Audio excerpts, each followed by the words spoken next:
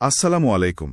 আজকের আলোচনায় আমরা সূরা আল ফাতিহার একদম শেষের যে আয়াতটা ৭ নম্বর আয়াত, সেটা আরেকটু গভীরভাবে বোঝার চেষ্টা করব।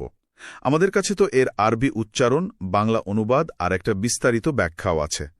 মূল লক্ষ্যটা হলো এই আয়াতের আসল বার্তাটা কি, আর আমাদের প্রতিদিনের জীবনে এর থেকে কি দিক নির্দেশনা নিতে পারি সেটা একটু বোঝা। চলুন তাহলে শুরু করা যাক। আয়াতটা আমি একবার পড়ছি। উচ্চারণটা হল সিরাতাল্লাযীনা আনআমতা আলাইহিম গায়রিল মাগদুবি আলাইহিম ওয়ালাদ-দাল্লিন।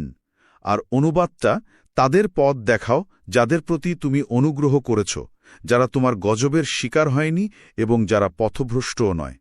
আচ্ছা, এই আয়াতটাকে যদি আমরা ধরুন ৩টা অংশে ভাগ করি। প্রথম অংশটা, তাদের পথ দেখাও যাদের প্রতি তুমি অনুগ্রহ করেছ। এই যে অনুগ্রহপ্রাপ্ত ব্যক্তি, এরা আসলে কারা, আর কেনই বা তাদের পথটা আমরা চাইছি? খুব সুন্দর প্রশ্ন। দেখুন, এখানে আসলে আল্লাহর বিশেষ অনুগ্রহপ্রাপ্ত বান্দাদের কথা বলা হচ্ছে, যেমন ধরুন নবী রাসূলগণ, তারপর সিদ্দিকিন বা সত্যবাদী ব্যক্তিরা, শহীদগণ আর সালেহিন ন্যায়পরায়ণ সৎকর্মশীল মানুষজন। তো আমরা যখন তাদের পথ চাইছি, আমরা আসলে বলছি যে হে আল্লাহ, আমাদেরও তাদের মতো হওয়ার তৌফিক দাও। তাদের আদর্শ, তাদের জীবনযাপন, সেটাই যেন আমরা অনুসরণ করতে পারি। এটা আসলে নিজেদের জন্য একটা সর্বোচ্চ স্ট্যান্ডার্ড সেট করার মতো আর কি। বাহ, দারুণ ব্যাখ্যা তো। তার মানে এটা শুধু কিছু নির্দিষ্ট মানুষ না, বরং তাদের গুণাবলীগুলো, সততা, ন্যায়পরায়ণতা, আল্লাহর প্রতি একনিষ্ঠ থাকা, এই সব আদর্শের দিকে ইঙ্গিত করছে। একদম তাই, গুণাবলীগুলোই আসল। আচ্ছা আচ্ছা, এর পরের যে অংশটা, যারা তোমার গজবের শিকার হয়নি, এই বিষয়টা আগের অংশ থেকে ঠিক কিভাবে আলাদা? অনুগ্রহপ্রাপ্ত না হয় কি গজবের শিকার হওয়া? না, এখানে একটা পার্থক্য আছে। দেখুন, এই অংশে আমরা সেই সব লোকদের পথ থেকে আল্লাহর কাছে আশ্রয় চাইছি যাদের উপর আল্লাহ অসন্তুষ্ট, গজবপ্রাপ্ত। এরা কারা?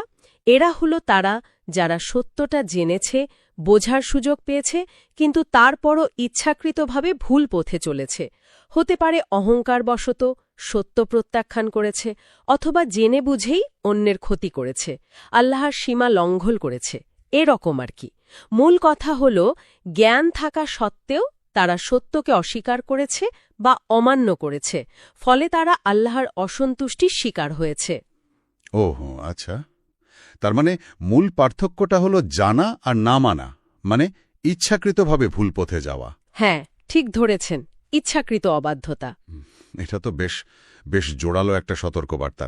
আচ্ছা, আয়াতের একদম শেষ অংশটা, এবং যারা পথভ্রষ্ট নয়, এই পথভ্রষ্ট বা দাল্লিন কারা? গজবের শিকার হওয়াদের থেকে এদের পার্থক্যটা ঠিক কোথায়? পথভ্রষ্ট বা দাল্লিন বলতে মূলত সেই সব মানুষদের বোঝানো হচ্ছে যারা সঠিক পথটা জানেই না। হতে পারে তাদের কাছে সঠিক জ্ঞান পৌঁছায়নি, অথবা ধরুন তারা ভুল উৎস থেকে শিখেছে, কিংবা সঠিক পথের দিশা না পেয়ে না জেনেই ভুল দিকে চলে গেছে। অনেক সময় আছে না, মানুষ ভালো মন্দ না বুঝে হয়তো অন্যদের অন্ধভাবে অনুসরণ করে, সেটাও এর মধ্যে পড়ে। গজবপ্রাপ্তদের সাথে এদের মূল পার্থক্যতা হল, আগের দলটা জেনে বুঝে ভুল করেছে, আর এই দলটা পথভ্রষ্টরা, তারা মূলত অজ্ঞতা বা সঠিক জ্ঞানের অভাবেই ভুল পথে আছে। বুঝতে পারলাম। তার আল্লাহর কাছে আমরা এমন একটা পথ চাইছি যেটা একদিকে যেমন সফল, অনুগ্রহ প্রাপ্ত মানুষদের আদর্শে গড়া, আবার অন্যদিকে সেটা যেন জেনে শুনে ভুল করার পথও না হয়, আবার না জেনে ভুল পথে হারিয়ে যাওয়ার মতোও না হয়। খুবই ভারসাম্যপূর্ণ একটা চাওয়া। একদম ঠিক বলেছেন। এই জন্যই তো এই আয়াতটা শুধু একটা দোয়া না, এটা বলতে গেলে জীবন পরিচালনার জন্য একটা পূর্ণাঙ্গ গাইডলাইন।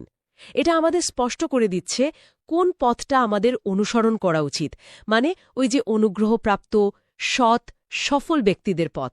আবার এটাও বলছে কোন পথগুলো আমাদের এড়িয়ে চলতে হবে, যারা জেনে শুনে ভুল করে গজবপ্রাপ্ত হয়েছে আর যারা না জেনে পথ হারিয়েছে।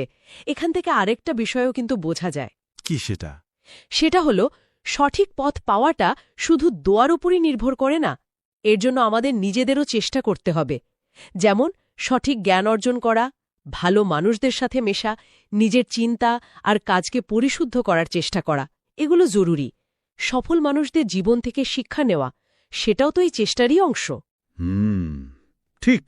তাহলে সারসংক্ষেপে যদি বলি, এই আয়াতটা আমাদের সঠিক পথের জন্য দোয়া করতে শেখাচ্ছে, আবার সেই পথে চলার জন্য যা যা করা দরকার মানে সক্রিয় হওয়া সেদিকেও উৎসাহিত করছে। একদিকে আল্লাহর অনুগ্রহ চাওয়া, অন্যদিকে ভুল পথগুলো সেটা জেনে শুনে হোক বা না জেনে হোক সেগুলো থেকে বেঁচে থাকার আকুতি, ভালোকে গ্রহণ আর মন্দকে বর্জন করার একটা দারুণ সমন্বয়। হ্যাঁ, আলোচনাটা গুছিয়ে আনলে এটাই দাগায়। তবে শেষে একটা ছোট্ট বিষয় একটু ভাবনার জন্য রেখে যেতে চাই। আমরা তো প্রতিদিন নামাজে এই আয়াতটা পড়ি, আল্লাহর কাছে এই সঠিক পথের জন্য প্রার্থনা করি, কিন্তু একটু ভেবে দেখা দরকার এই পথের যে উপাদানগুলোর কথা আমরা আলোচনা করলাম, যেমন সঠিক জ্ঞান খোঁজা, ভালো সঙ্গ বেছে নেওয়া, জেনে বুঝে ভুল এড়িয়ে চলা, এই বিষয়গুলো আমরা আমাদের বাস্তব জীবনে কতটা সচেতনভাবে ধারণ করার চেষ্টা করছি বা আদৌ করছি কি? এই প্রশ্নটা মনে হয় আমাদের সবারই নিজেকে করা উচিত প্রতিনিয়ত। খুবই গুরুত্বপূর্ণ একটা প্রশ্ন, আমাদের সবারই এটা নিয়ে ভাবা উচিত। আজকের আলোচনার জন্য আপনাকে অনেক ধন্যবাদ। আপনাকেও ধন্যবাদ।